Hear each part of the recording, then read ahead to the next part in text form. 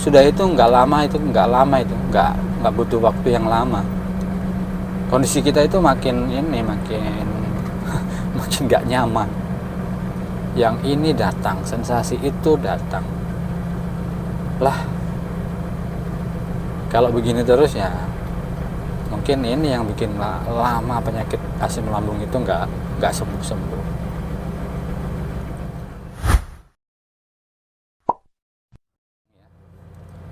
Assalamualaikum warahmatullahi wabarakatuh. Jumpa lagi di channel Surya CS dan masih bersama saya Surya. Ya, di video kali ini saya mau masih membahas di seputaran gangguan asam lambung, GERD, anxiety, dan psikosomatis.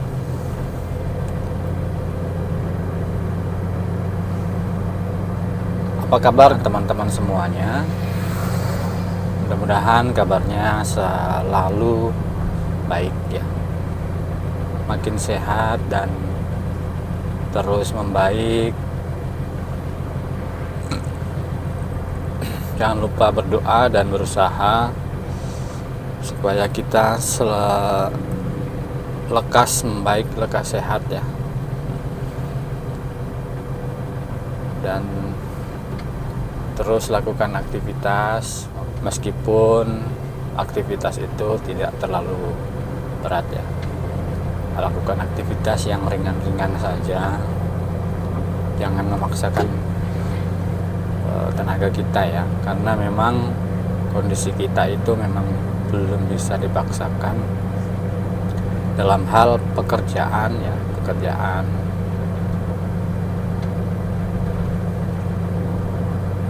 yang membutuhkan tenaga ya, dalam hal ini aktivitas fisik ya.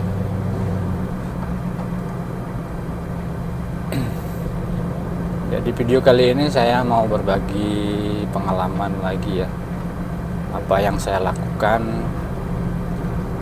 ketika terkena gangguan asam lambung ini sampai sekarang, sampai sembuh. Meskipun sih belum 100%, tapi saya anggap dan saya beranggapan bahwa diri saya sudah sehat 100%. Meskipun sebenarnya sih belum ya. Belum.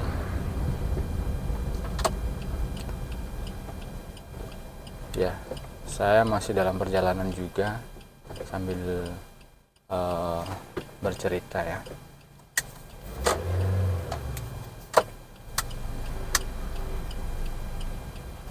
Dan intinya saya memberikan penyemangatan ini khususnya untuk diri saya sendiri dan buat teman-teman yang sempat mampir di channel saya ini. Channel saya ini baru ya, belum cukup 1 bulan dan videonya juga baru beberapa. Itu pun saya buat videonya kebanyakan di perjalanan seperti ini. Saya bercerita bagaimana saya menghadapinya mulai dari pas terkena pertama ya, sampai sembuh total ya. Sebelum sembuh total sih bisa lah dibilang sembuh total. Untuk sensasi-sensasi yang horor itu saya sudah nggak ngerasain ya, cuman sesekali aja nyolek yang keliengan itu, yang memang agak bandel itu keliengan itu ya, dalam 1 bulan sekali itu pasti datang ya. Kadang-kadang juga seminggu sekali itu muncul, meskipun datangnya juga nggak lama sih, durasinya nggak lama, kadang cuma sejam 2 jam. Nah itu masih muncul keliengannya itu ya. Tapi kalau dipikir ke belakang, saya pikir ke belakang itu dulu juga sebelum saya terkena gangguan ini tuh ya, kalau misalnya malamnya habis begadang atau kurang tidur itu pasti keliengan. Nah sekarang juga saya gitu, cuman masih kebawa dari sebelumnya ya, sebelum merasa sehat, merasa sembuh itu, sampai sekarang masih kebawa. Oh ini mungkin karena asam lambung saya naik ya, mungkin seperti itu juga dulu ya, seperti itu. Cuman karena dulu nggak psikosomatis ya, kita enjoy, masih cuek-cuek aja, dan tetap ini ya, tetap lakukan kegiatan-kegiatan kesehariannya. Nah itu yang sementara saya lakukan ya, saya lakukan sembari belajar belajar menghadapi gangguan asam lambung ini, penyebabnya apa, terus gimana cara kita menanganinya. Nah di video kali ini ada satu yang saya anggap ini penting, dan ini saya alami juga ya, saya alami dulu. Saya alami ketika masih bisa dibilang masih banyak sensasi ya, masih horor-horornya dulu ya, masih parah-parahnya lah. Nah kita orang psikosomatis itu kan pikirannya itu sensitif. Apa-apa dipikirkan, ada masalah sedikit dibawa ke hati, dimasukin dalam hati. Nah video kali ini saya mau bercerita tentang ini ya, tentang permasalahan ya, baik itu masalah di keluarga, masalah di tempat kerja, bersama teman-teman, bersama rekan kerja, orang-orang di sekitar kita, tetangga kita ya, yaitu.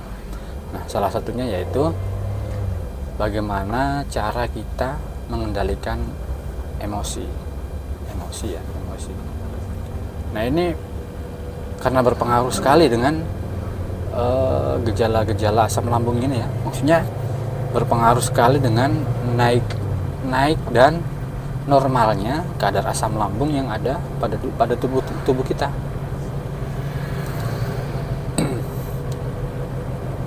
Nah bagaimana tips yang saya mau sampaikan ya, ini bagaimana cara kita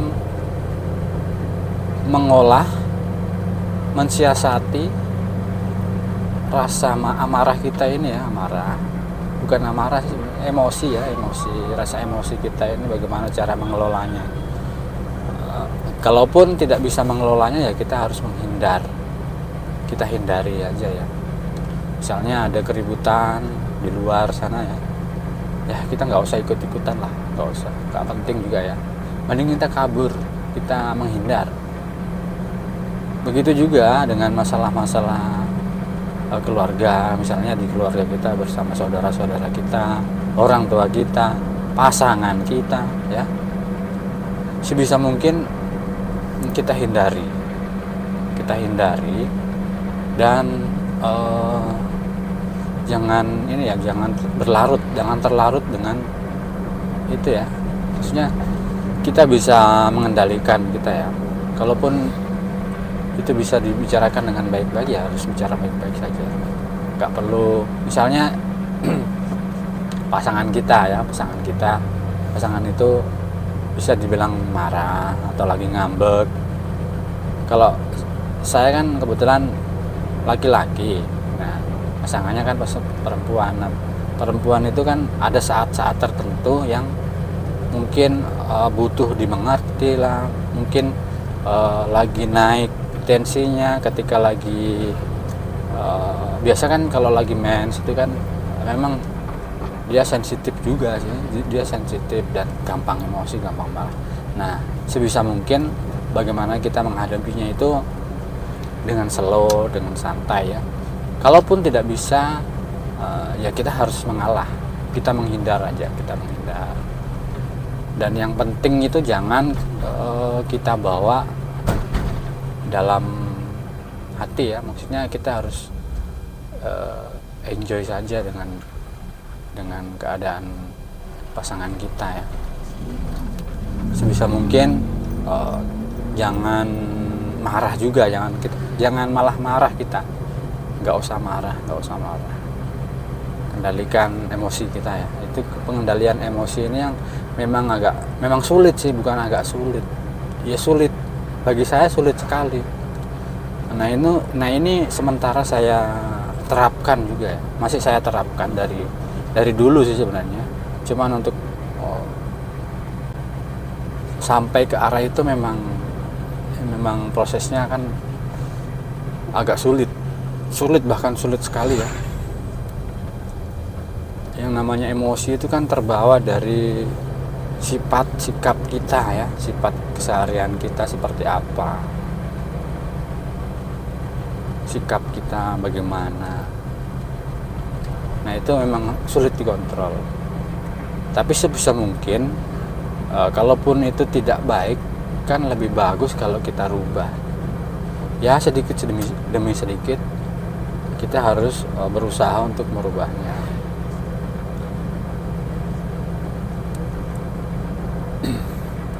Ini sementara saya terapkan ya, itu yang dan terus melatih ya. Ketika ada permasalahan, kita hadapi dengan pikiran yang jernih, meskipun sebenarnya pikiran kita itu kebanyakannya sih kalut, nggak tenang, nggak nyaman ya. Tapi sebisa mungkin kita bisa menghindar masalah-masalah yang pastinya ya itu pasti akan berpengaruh dengan keadaan kita ya, baik itu kadar asam lambung kita ya, otomatis pasti naik gitu. Karena saya sering ngalami dulu ya, kalau kita emosi, marah-marah sama anak, marah sama pasangan, sudah itu nggak butuh waktu yang lama, kondisi kita itu makin makin nggak nyaman. Yang ini datang, sensasi itu datang lah. Kalau begini terus ya mungkin ini yang bikin lama penyakit asam lambung itu nggak sembuh. Nah mulai dari beberapa bulan yang lalu ya, saya mulai terapkan yang seperti ini, karena mungkin dulu juga saya sering marah, memang emosian sih bawaannya itu, kita selalunya pengen emosi, pengen marah ya emang gitu ya. Saya cerita sedikit, memang seperti itu yang saya lakukan, yang saya alami juga ya.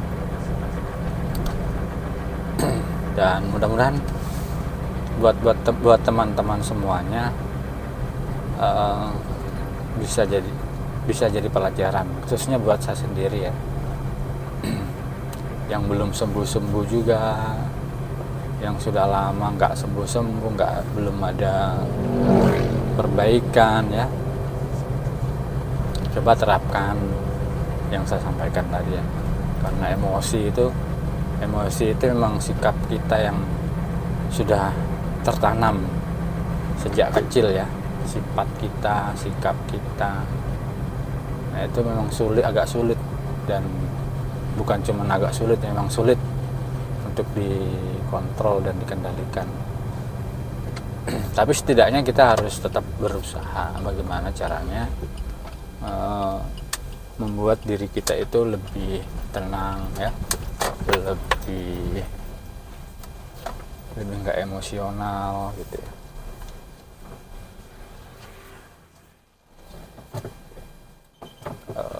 Sekarang pukul 11:44 waktu Indonesia bagian tengah.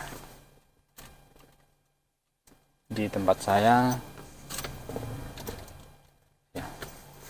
ya di tempat saya ini kebetulan hari Jumat, dan saya mau singgah di masjid dulu, singgah sholat Jumat ya.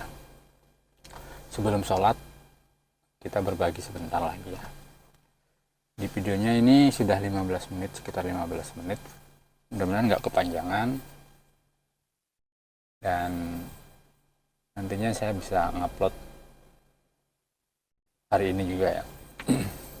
Nah itu tadi yang saya sampaikan itu sementara dalam tahap apa namanya ya, sementara saya lakukan ya, sudah beberapa bulan sih sebenarnya, cuman saya terus terapkan ya di hari-hari saya, kehidupan hari-hari saya. Oke ya, mungkin sekian dulu, nanti kepanjangan kan nguploadnya agak susah karena di tempat saya kan daerah kecil, itu susah jaringan. Maklum di kampung ya. Oke, mudah-mudahan video ini bermanfaat buat teman-teman. Jangan lupa klik subscribe untuk mendukung channel saya yang masih muda dan belia. Terus sekiranya ada pertanyaan dari teman-teman yang ingin ditanyakan, silahkan bertanya di kolom komentar.